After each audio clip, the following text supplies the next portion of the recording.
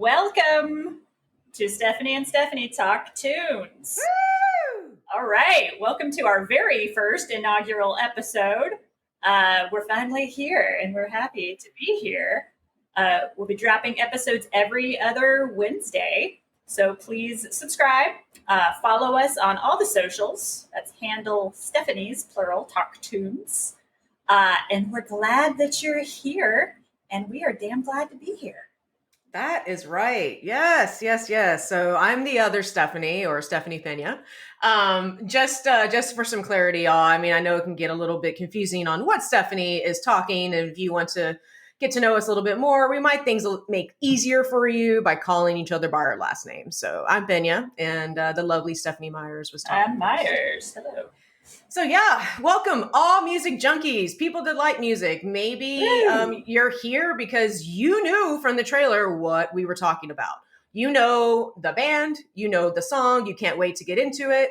Others may be like, hey, I just like music. Tell me about this. I'm interested. And, and then there's maybe just someone looking for a new podcast. So welcome. Before we get into, the lovely song from the really good band Heart, I want to talk about us real quick. Heart. Yeah. And let me make it really clear here before, we even talk about ourselves, that I want y'all to know a little bit about us, is that Heart is a badass band. They are. Anne and Nancy, definitely some hard rocking women.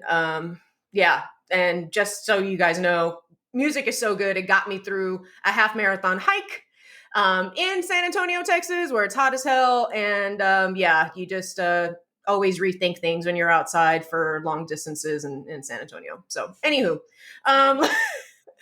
absolutely. So let's talk about, let's get down to business. So let's talk about how Myers and I met. So here's a little bit about us and the reason why we decided to share a comical take on the music you want to forget but love to remember. So let me just paint a picture here.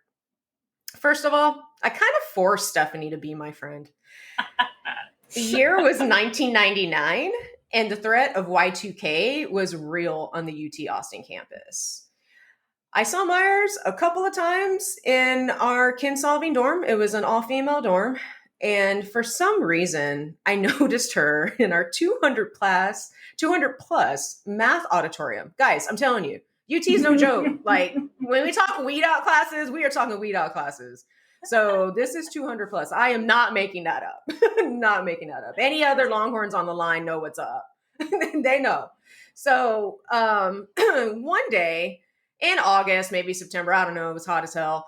We're walking to class in 100-degree heat. I'm smoking a cigarette, of course, Marlboro Lights, if you want to be exact. I'm wearing jeans. I got blue docks on my feet, which I wish I still had. 3-hole to be exact. Gosh, the ones that are made in England. It's so sad they're not made in England anymore. Anyway, the OGs. And I see Miss Myers ahead of me. And I instantly knew we had to be besties. Because check this out, y'all. We have the same style. Not only that, but eclectic style. She had the same express velvet pants that I did. Oh my God. Navy blue beauties. And oh my gosh, it took me forever to get rid of mine. I don't know how long it took you to, but man, I wore the hell out of those pants. So naturally, I see a sister walking with those pants on. I'm like, oh, hell yeah, I got to know this person, right? So I ran up to her and let her know straight up, like, you're in my math class while I'm deeply inhaling, smoking my Marlboro Light, probably blowing smoke in her face, not even knowing, but I'm so fucking nervous, right? Because I'm feeling real dumb. And wondering if, like, while I'm trying to desperately make friends, we're freshmen. This is my freshman year.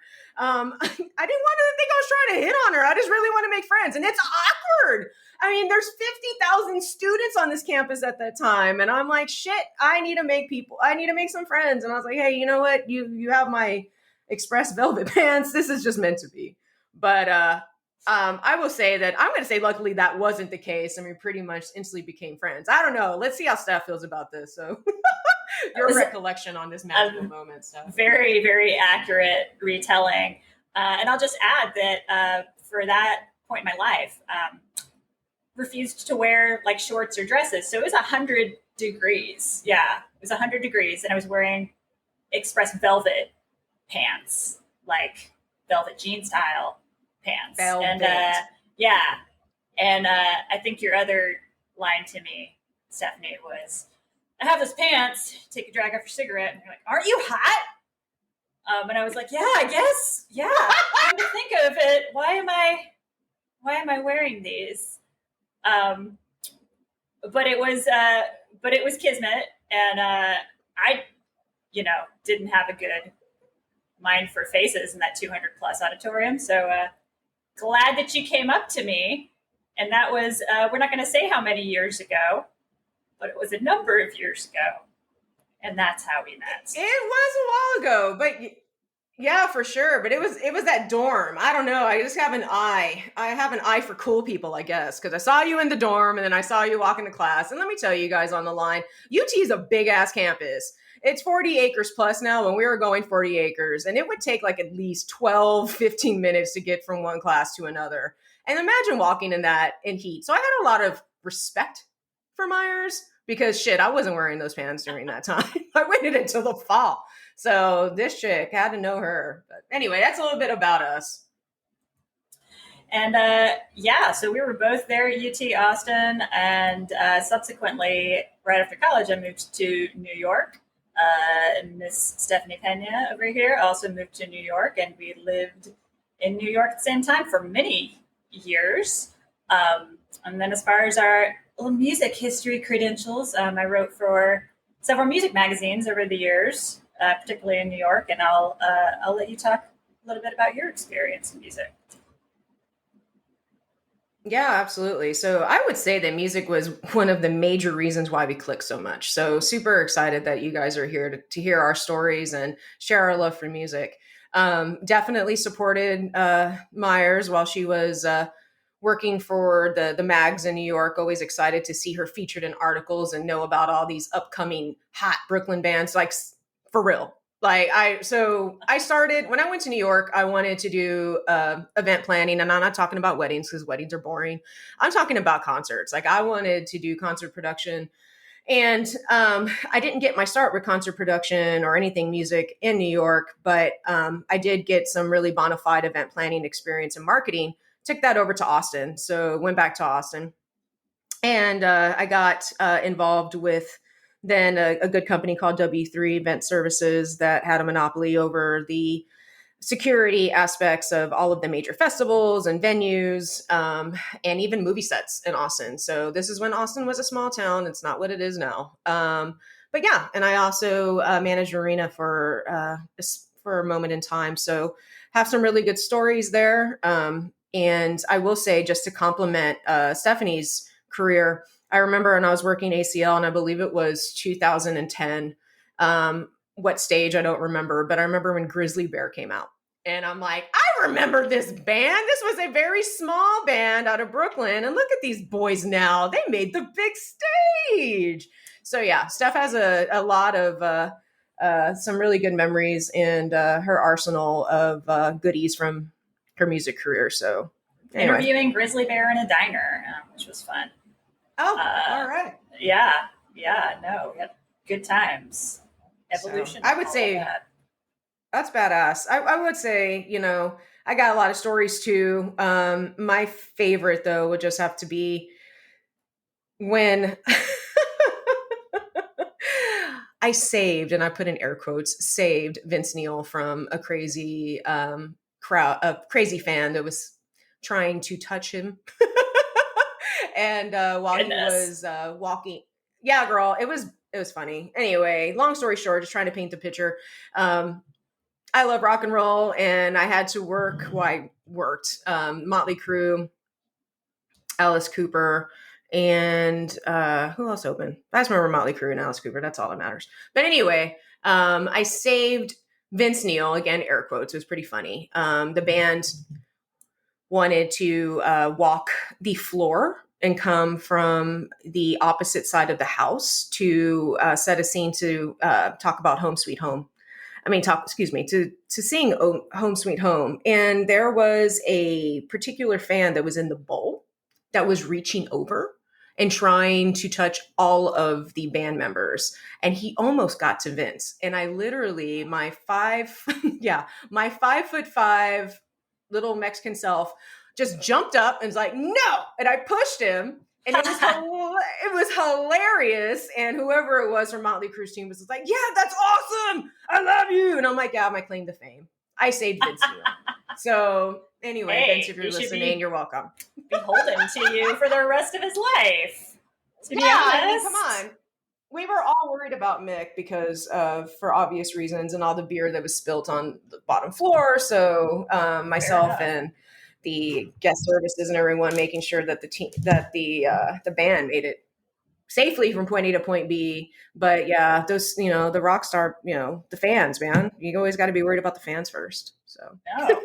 especially the And male ones. I don't care what you say. Yeah. Well, and then that's who we are, right? Like ultimately, we are fans. And that's why we're hoping you'll enjoy our takes on these things. That's a little bit of our history and our music cred and all of that. And yeah, if we turn to the song we want to chat about today, it's classic. It's All I Want to Do Is Make Love to You by Heart. Those rockin' ladies' Heart. But first, I do have to share what happened after we decided to talk about this song as our first episode. This is the truth. This is not a lie. So we decide, yeah, we gotta chat about this one on the podcast. So I live in LA now. I'm at a downtown LA restaurant. I'm dining with a friend on the patio, and I hear the faint strains of this song, and I think I'm losing my mind. Don't really know what's going on. Like, what is it? Where? Like, what is this? I'm not exaggerating in any form when I say a man proceeds to walk by carrying a boombox, and he is blasting this song at top volume. He's not doing it ironically. He's carrying it with a serious look on his face. But at that point, I knew that we had made the right choice as to what to discuss today for our inaugural episode. And it was a truly bizarre little scene, as you can imagine. Oh my gosh, I can't even picture this, but this is just wonderful. And guys, this song was released in 1990, so still holding strong relevance for today. That's really badass. So without further ado, let's talk about a little bit about the history of this. Go ahead, Stephanie. You have some good points to share. Yeah. So, fun fact, this song was written by Mutt Lange, and that's Shania Twain's Mutt Lange, songwriter. You may think like this song came out of left field. Wow. It was actually, first released in 1979 by Adobe Gray with a totally different angle. Did not include the kind of lyrics that were in this version by Heart. If you're not familiar with this I actually song, heard it. I actually took some time to hear it. Yeah. And it's a very straightforward, like love song from a man to a lady. And if we're not familiar with just the top lines of this Heart version, this is about a narrator, female narrator, song who picks up a hitchhiker with the goal of getting impregnated on a rainy night. There's a lot more to this song, and of course we're going to unpack it the course of this episode. But it's kind of unbelievable. This ended up in, soft rock and dentist's office across America with just this bizarre premise. We found out a lot about it. We're going to share it with you today. Apparently, Heart did not like this song. We're a little bit pressured into recording it, which is kind of goes along with the misogyny at the time. Women kind of like forced to do in the industry things they didn't want to do. They refused to play it live for years. The song is also banned in Ireland. Yeah, and that's insane. Okay, let's put that two together and let's go about this a little bit backwards. So you mentioned that Heart hates this song or hated the song. Maybe they come to terms with it now. I didn't do the research, but definitely, if for those Heart fans, this probably took you by surprise when this song came out in 90, because like, what? Like, this is just not their sound. It's not where you're used to. It doesn't have that groove. Heart, just like any other rock and roll band, usually talks about sex, fun, life, whatever. But this was a whole new different turn. Very, very just weird. Just didn't think this. But what I want to touch on real quick is that Don Henley was supposed to do this song. So Yep. Don Henley is the frontman for the Eagles, and he pushed it. So you talk about the misogyny. So it was okay for him to say no. But if you have Heart and you have the Wilson sisters, it's like, nah, you ladies have to do this. It's your And job. what the fuck is that, man? I mean, hey, well, this song made it big for them, well, they're already big. So let me backtrack. Already big, have a name, but this helped, right? This definitely helped continue their success in the 90s. And to be honest with you, this is probably one of the first songs that I heard because this song came out when I was 9. Not hiding my age. It is what it is. But, so I liked it. I was like, okay, but still, I'm singing it around my parents or they don't give a shit. That's cool. Whatever. It was all good. I'm 9 years old talking about sex and pregnancy and, one night stands and shit. But, whatever, neither here nor there. But before I was introduced to Original Heart and what I see as authentic Heart, this is really crazy. And really the whole backstory behind this and showing proving that a band that had already proved themselves, that they are one of the guys, can hang with them, are successful, are then put into this fucking shoebox to release a song that men said no to. What the fuck? Yep. What the fuck? Anyway, sorry. I'm going on a rant there, but hey, it worked out for them. It's all relevant. And I'll just add like doing some research from here, including amazing article on ultimateclassicrock.com. Credit the authors Corey Irwin, Matt Wardlaw. Great job. Learned a little nugget about Ann Wilson's feelings about this song, which was, she did not like it. She did not like it. And for years, we learned they declined to play this in concert. 2017, Ann began to add it into some of her solo live performances, but she modified the lyrics. Quote, to take some of the coldness out of it. Because it is, again, just a weird song. It's just a weird song. And we can tell a little bit about our story with this song and how we had to explain to our friends. Heart superfan. Didn't understand the song. I really like this story, so I really like it. Yeah, so we have a dear friend, Alicia. I hope you're listening to this right now. So Alicia's a Heart super fan. She had the lucky chance of seeing them live. I still haven't on my bucket list. Very mad at you, by the way. Didn't invite me, but that's okay. Anywho, this song, is definitely, she liked it. I like it too. She just didn't really break down and read into the lyrics. So the lyrics itself they're so literal. It's a woman who is driving, picks up a hitchhiker. They go to a motel. They do the nasty. She leaves him the next morning, and then they meet up again, right? But and this is literal, y'all. If you haven't heard the song, and this is it. So look it up, read the lyrics, listen to the song, love it. It is a literal song, but all you folks on the line are like, yep, that's what we were jamming to. But there's one particular thing. So Alicia got that. What she didn't understand was the metaphor in it. And that's what I want to talk about, because this metaphor is just, downright, it's like biblical.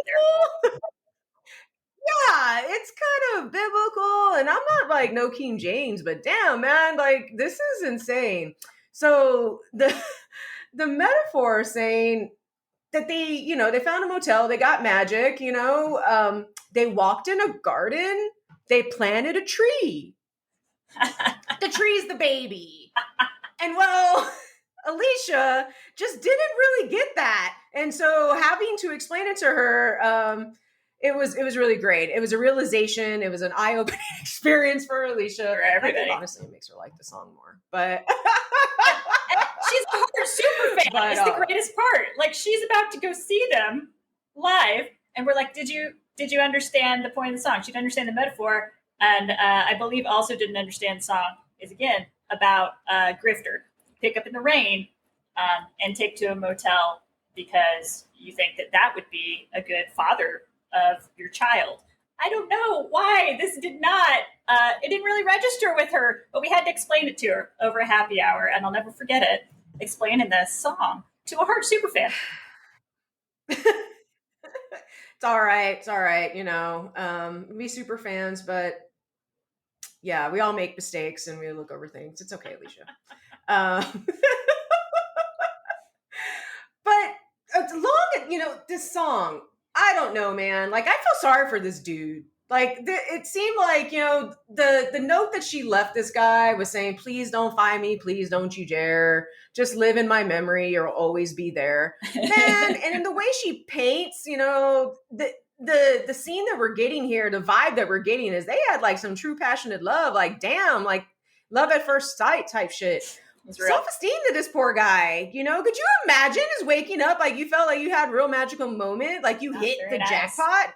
Wow, I'm like, what the fuck? I was literally just walking in the rain, and then love of my life, or I don't know, some chick I really did pick me up, and we, you know, we connected. Next morning, she's gone. How? This poor guy. Like, I feel so bad. So I understand where Anne's going with the coldness with this one, because that is fucking cold. It's pretty cold. Seriously. So the lyrics. I think this takes me back to... I mean, it's talking about all I want to do is make love to you. Yeah. And again, you know, and I'll just take it back to the fact it takes you back. Mutt Lange wrote this, and it was definitely... There's just several points in the song where you're like, yeah, a dude definitely wrote this. And be like, I think probably, I don't know, they're ladies. Should we talk about being in a garden, planting a tree? I'm sure they'll want to sing that. I'm sure it'll be fine. Very much. Yeah. I mean, his thumbprints are all over this one, guys. Let's get real. Thumbprints are all over this song. What the fuck? Come on. It's a little much. Do you think he'd write this for Shania? I mean, come on. It's a good question, actually. I'm not a big Shania fan. Would like to hear her cover this. That would be something. Yeah. Yeah. Yeah, we should write her and tell her, Shania, this is your next big one. Do it.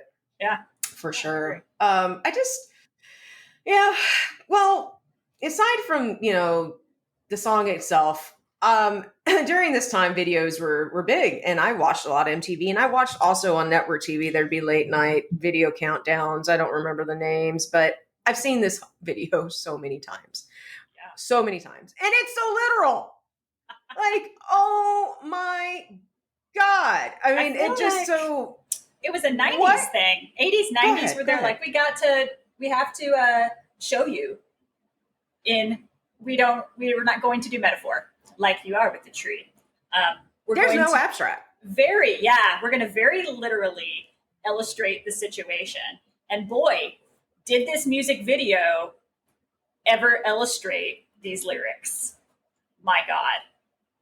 I'll never forget it. You had a good take on it. You had a good take on it. You see it. Yeah, well, where do you even start? But you know, it's literally, you see a woman. Yeah, you got a woman driving down the street and it's raining. She picked up a dude. You see the hotel. You get all the lovemaking. But what really gets me, okay, that's literal, we know, is the baby. We got to go back to the baby, right? So check this out, y'all, in the video. It says how they reunite. Wow. So homegirl comes into a new hotel, motel. She's trying to seek shelter with her baby. I don't know. I can't remember the gender. But in the lobby is the man, his daddy, is baby daddy in the lobby. That's where he sees his kid for the first time. And breaking it back down to the lyrics, this moment is saying that, you know, she wants him to understand that she's in love with another man. And what he couldn't give her was the one little thing that he could. The baby. The baby. Oh my God. Could you imagine that interaction? What the fuck? And this guy's at work. Have to meet in a hotel again or a motel? This guy's at work. He's now a receptionist. He's now a receptionist. He's like, coming into my job.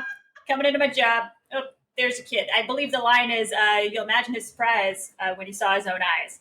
And then as a listener, at that point, we're supposed to be making a connection. Brought in the baby to your work. And I'm in love with another man. Well, it is years later. Just a lot to unpack in the video. I mean, just talking about it, I get so emotional. Like, I feel like my thoughts are just kind of just melding into one. And I'm like, oh my God, this is just insane. The literalness of the video you're literally in the lobby. You're like, oh, he's the okay.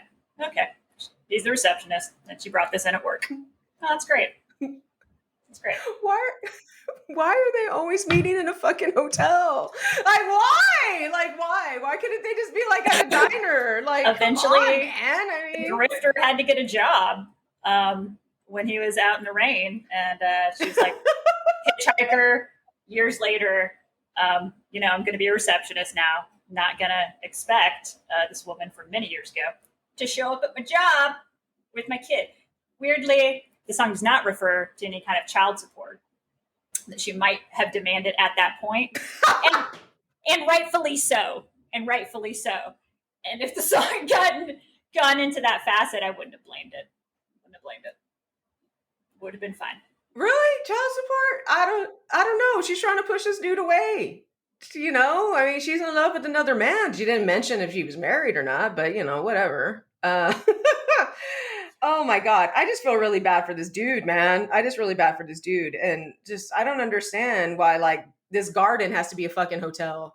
Why can't the garden be a garden? I mean, it's like, again, walking in a garden, planting a tree. It's all about this hotel. One hell of a hotel. Questions. Whether or not it's the same hotel, I couldn't tell that from the video. I think it's a different hotel. But then again, we didn't see the lobby in the video. So maybe it's different. But yeah.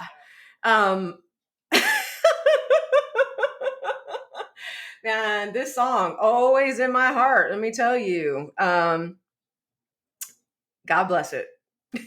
Yeah. No, it's a classic, and it will always be in our heart. Absolutely. Heart will always be in our heart. Absolutely. And this is one you'll forevermore hear it when you're at the dentist. Hear it across dentist office across America, along with Richard Marx. Yeah, so think about that next time you're getting your your root canal. Always think about the music that's playing in the background, because there's like little nuggets, to totally take you away from that pain. Maybe the Novocaine isn't strong enough. Just really take a listen of what the smooth jams that your dentist is playing for you, because yeah, you can you can overcome the pain of a dental procedure with the irony and the literalness of a 90s love song. It's amazing. Or is it a love song? Is it a love song? Or is it a lip song? I don't know. Well, again, throughout this podcast series, this is definitely our first. We'll be talking about a lot of different types of genres of music, probably songs that you know of. I know for one for sure that I want to talk about The Cure, Just Like Heaven. And if you haven't heard of that song, I don't know where you've been, because like my 20-year-old niece has known that song since she was like 16. So that's something, a little bit of a preview of what we like to cover. Stephanie and I have songs from classic country. We're talking like the Randy Travis, of course, Johnny Cash, got to talk about him. And there's going to be some post-punk and, some grunge and all sorts of good stuff. We've been to many concerts. Again, Stephanie's written, definitely plenty of articles. I have some, production and security work experience. So we're looking forward to sharing that with you guys. Oh, yeah. And radio, and a little bit of radio. So, thank you so much for listening. Be sure to check out the video on YouTube. Look it up, y'all. Listen to the song. Really, like, we can't give it more justice than what the song does. The song is just, yeah. Yeah, we can talk about it all day, but in the end, you gotta listen to it. And make sure you connect with us on social. Stephanie's Talk Tunes. We're Facebook, Twitter, Instagram, TikTok. Give your feedback, suggestions for future songs, what you liked about this song, maybe memories it sparked for you. We want to hear all of it. So connect with us. Absolutely. I know for the listeners out there that this is a song that you have probably heard before. You have got to have some story behind it, or even just your realization of what it was talking about and how that made you feel. Please reach out to us. I'd love to hear what you got to say. Well, this is a wrap, y'all. Thanks for listening. We'll talk to you soon. Bye, guys. Bye.